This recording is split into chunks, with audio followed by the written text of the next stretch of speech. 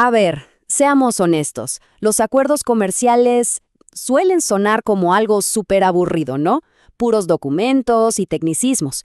Pero ¿qué tal si les digo que la historia del Acuerdo Transpacífico, el famoso TPP, es más bien como una serie? Tiene giros dramáticos, conflictos intensos y hasta una resurrección que nadie se esperaba.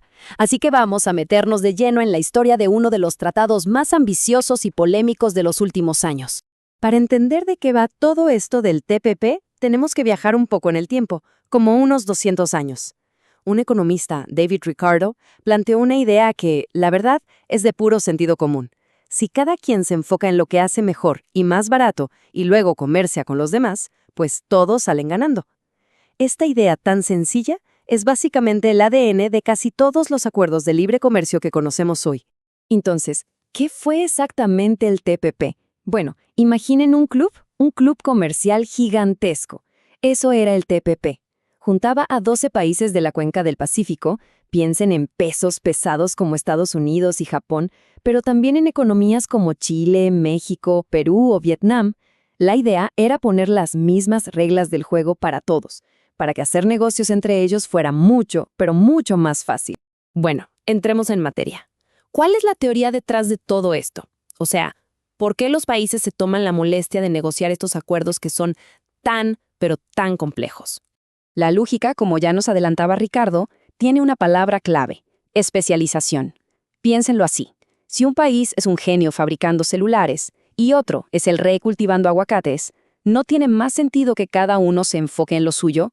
La teoría dice que sí. Al quitar las barreras, el país de los celulares consigue aguacates más baratos y el país de los aguacates, celulares más económicos. Se supone que, al final, todos pagamos menos. Pero claro, si fuera así de simple, no habría tanta historia que contar. Aquí es donde la cosa se pone interesante, porque el TPP no era solo para bajar los impuestos en las aduanas. No, su ambición iba muchísimo más allá. Es que, miren esto, el TPP en realidad era como un manual de instrucciones para la economía del siglo XXI. No se trataba solo de mover cajas de un país a otro, se metía en todo, en cómo funciona Internet, en la protección del medio ambiente, en los derechos de los trabajadores, en la propiedad intelectual, de todo un poco. Les doy un ejemplo para que se entienda mejor. Una de sus metas era que los datos, la información, pudieran fluir libremente entre los países miembros. Esto hoy es clave para todo, para las redes sociales, para los servicios en la nube, para casi todo lo que hacemos en línea. El TPP quería ponerle reglas a eso, a una escala internacional. Y fíjense qué curioso, el acuerdo llegaba a temas que uno normalmente no asocia con el comercio. Por ejemplo, los países se comprometían a luchar juntos contra el tráfico ilegal de especies en peligro. O sea, un acuerdo comercial hablando de proteger la vida silvestre. Esto nos da una idea de lo expansivo que quería ser. Claro, cuando un acuerdo quiere abarcar tantísimas cosas, es inevitable que se arme un debate, y uno bien grande. Así que ahora vamos al corazón del conflicto, a la controversia que definió al TPP.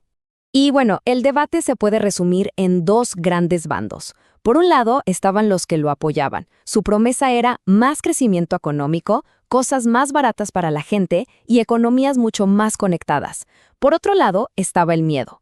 El temor de que muchas industrias locales no pudieran competir, que se perdieran empleos y que empezara una carrera hacia el abismo, donde los países bajan salarios y protecciones solo para ser más atractivos. Pero de todos los puntos del debate, hubo uno que se robó la atención y generó una oposición durísima: la propiedad intelectual. ¿Qué tenía este capítulo que encendió todas las alarmas? El punto clave, el que más preocupaba, tenía que ver con los medicamentos. La cosa iba así.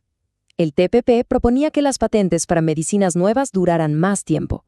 Esto, a su vez, retrasaba la llegada de los medicamentos genéricos que son mucho más baratos. La conclusión era preocupante. Los precios de tratamientos importantes podrían mantenerse altísimos por más tiempo, dejando a mucha gente sin acceso. Pero las críticas no paraban ahí. Primero, el secretismo. Las negociaciones eran a puerta cerrada, y lo que se sabía era por filtraciones, lo que generó una desconfianza enorme. Segundo, había reglas que, según los críticos, convertían a los proveedores de Internet en una especie de policía del copyright. Y tercero, un sistema que permitía a las grandes empresas demandar a los gobiernos en tribunales especiales si una ley, incluso una ley de salud o ambiental, afectaba sus ganancias.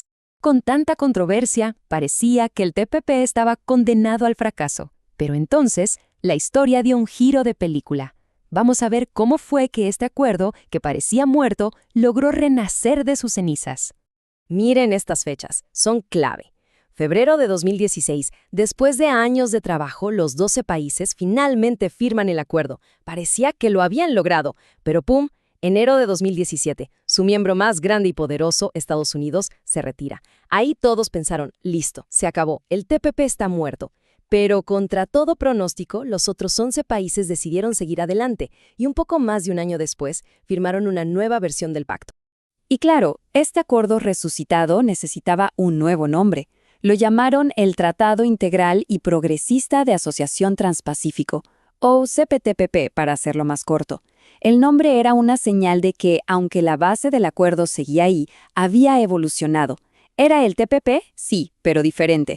Ahora, una cosa es que los líderes firmen un papel y otra muy distinta es que el acuerdo se haga realidad. Después de la firma, cada país tiene que aprobarlo internamente, un proceso político y legal que puede tardar muchísimo. A principios de 2018, como vemos aquí en el caso de México o Vietnam, el camino para varios miembros todavía era largo. Entonces, ¿qué hizo diferente a este nuevo CPTPP? El cambio clave fue que los 11 países que se quedaron acordaron suspender, o sea, poner en pausa, muchas de las cláusulas más polémicas. ¿Cuáles? Especialmente las que Estados Unidos había impulsado con más fuerza, como varias de las reglas sobre propiedad intelectual y medicamentos que tanto debate habían causado. Y esto nos deja con la gran pregunta final. El TPP logró sobrevivir a su propia muerte y se transformó en el CPTPP. Pero su capacidad para de verdad fijar las reglas del comercio mundial enfrenta un desafío gigantesco sin la participación de la economía más grande del planeta. Su historia, al parecer, todavía no ha terminado.